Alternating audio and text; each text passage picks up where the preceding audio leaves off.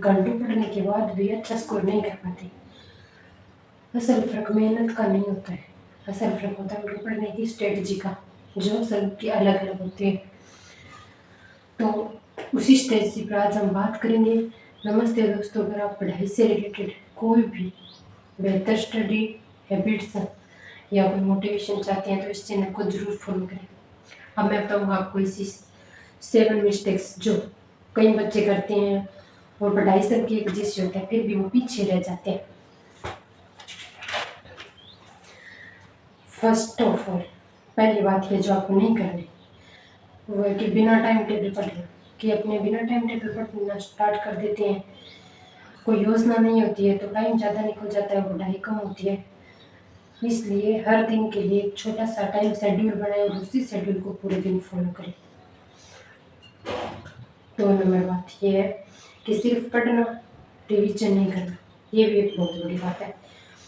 अपने पढ़ते रहते हैं और उसको रिवाइज नहीं कर पाते और दिमाग में धीरे धीरे बातें जो पहले हमने अचीव की थी वो बाहर निकलने लग जाती है और अपने याद नहीं रहते। तो पुराने टॉपिक को दोहराने के लिए थोड़ा डेली रूटीन में थोड़ा टाइम ऐड करने के, इतने टाइम में रिवीजन करूँगा। 3 नंबर बात, मोबाइल का बार बार इस्तेमाल। आपके पास मोबाइल पड़ा है, उस पर नोटिफिकेशन आ रहा है बार बार, आप बार बार चेक करें कि क्या है, तो इस चीज़ से भी अपने पढ़ाई डिस्टर्ब होती है। तो इन सब से भी दूर रहें। पढ़ते समय अपने फ़ोन को ऑफ करके रखें या उल्टा करके रखें। 4 नंबर, बिना ब्रेक के लगातार पढ़ना। अपने पढ़ते रहते हैं, मैंने 4 घंटे पढ़ी, मैं तो आज 5 घंटे पढ़ा। तो लगातार पढ़ना ज़रूरी नहीं है। जैसे आप 1 घंटा पढ़ लिए, 5 मिनट का ब्रेक लेके फिर पढ़ने लगे, फिर 5 मिनट का ब्रेक लिया, फिर पढ़ने लगे, ये बात अच्छी है।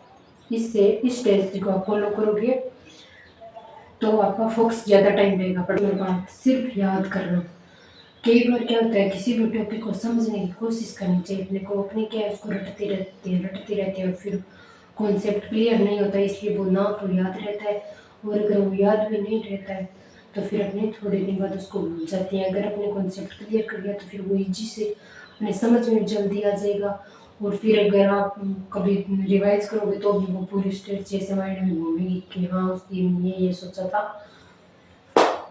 6 नंबर बात, खुद की अपने कंपैरिजन जब दूसरों से करने लग जाते हैं ना तो अपना ढंग से पढ़ नहीं पाते। इसलिए खुद की कंपैरिजन करनी है तो अपने पीछे वाला जो आपने प्रोग्रेस की थी ना उससे कंपैरिजन करो कि मैंने उससे ज़्यादा किया या प्रोग्रेस कम की है। और लास्ट बात ये कि खुद पर भरोसा करें।